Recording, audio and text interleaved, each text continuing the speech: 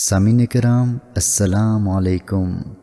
آج ہم غیر منقوط کے حوالے سے بات کریں گے۔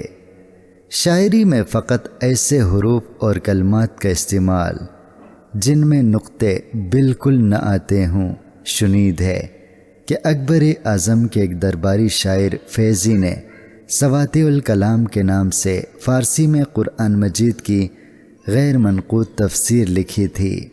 مرزا رفیع سودا کے بارے میں بھی شنید ہے کہ اس نے اپنے ہم عصر شاعر مکند لال فدوی لاہوری کی ایک ایسی ہجو لکھی تھی جو بے نقط تھی۔ شاید بے نقط سنانا محاورہ یہی سے بنا ہے۔ میر انیس کی یہ بے نقط ربائی ملاحظہ کیجیے۔